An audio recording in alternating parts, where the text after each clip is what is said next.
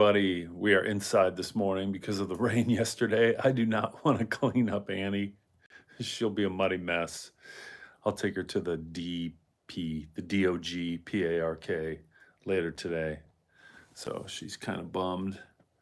She knows we leave like right at 7:15. It's unbelievable. Right at 7:15 in the morning, she's standing by the doorway over here waiting for me to sit down, put my shoes on, and go out. I feel bad. Well, thanks for joining my channel where I talk about mental health is spiritual health. I talk about passages from the Bible in the morning. And this morning is no different. And it's one of my favorite topics because it's related to my favorite verse in the Bible. But we're going to be in a different part of the Bible this morning. Hey, good morning, Frank.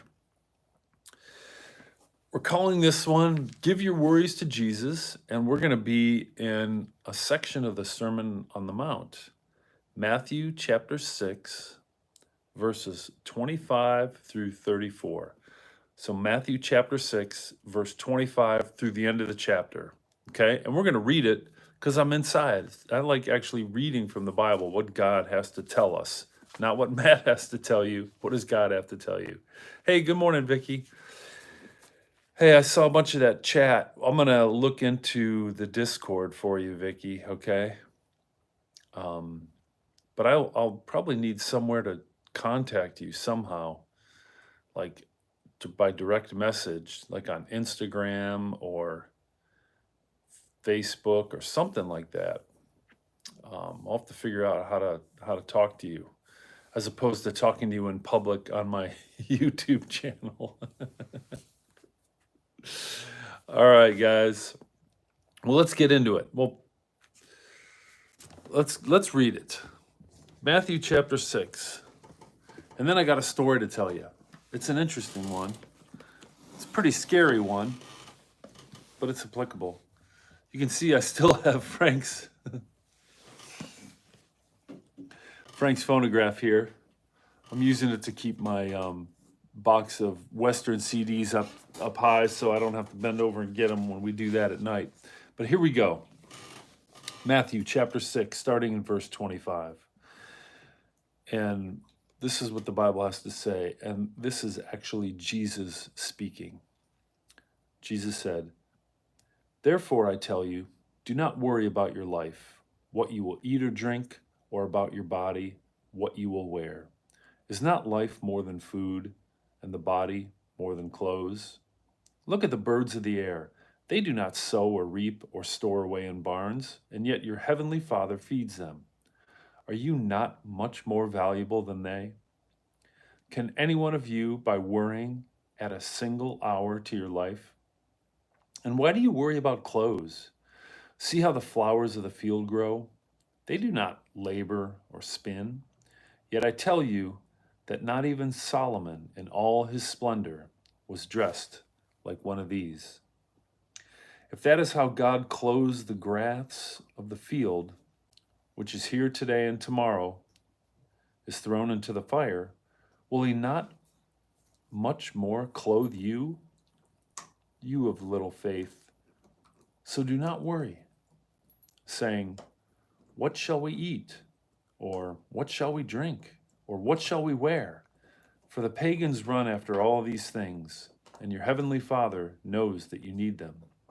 But seek first his kingdom and his righteousness, and all these things will be given to you as well. Therefore, do not worry about tomorrow, for tomorrow will worry about itself. Each day has enough trouble of its own." Well, I'm going to tell you a story, brief story about this couple. Okay, their names were, let's see what their names are, Nancy and Tom. And they like to go on walks and on hikes. Well, one time they were in rural Maine. That's pretty far out there. And Tom fainted 3 times during their hiking trip out in the middle of nowhere. Problem was, doctors in a small nearby hospital that they could find ran some tests and couldn't find anything. Then they went to a larger medical center where more doctors conducted more tests, and they also found no problem. Now, Nancy, Tom's wife, was very, very afraid, admittedly very afraid. And when her husband was released from the second larger hospital, she just questioned him one more time, like, what do we do now? You know, what are we supposed to do? She's so worried. But this doctor gave her words of wisdom that forever changed her outlook. The doctor simply said, go live your life. And it wasn't in a flippant way that he said it. You know, it was just his advice to us. And that guidance captures Jesus' instruction in Sermon on the Mount, which we just read, right? That's what God, in fact, God tells us one command more than anything else in the Bible. And it's not the greatest commandment, love your God and love your neighbor as yourself. You know, that's the greatest commandment. That's what God says the whole law and the prophets are based on.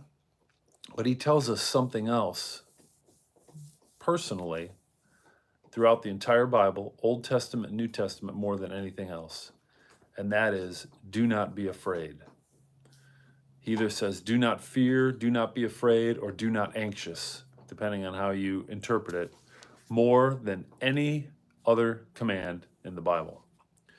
In fact, personally, what helped me personally in my own life is a quote related to that, and it's in the Gospel of John, chapter 14, verse 27. It's my favorite verse, where Jesus says,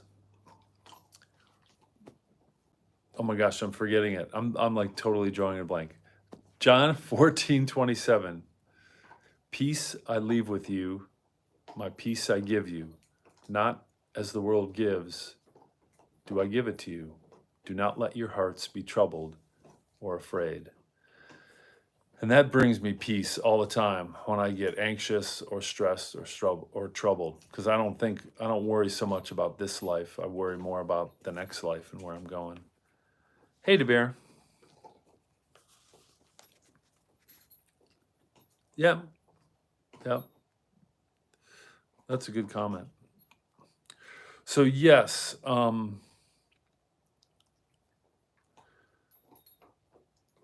like what he said.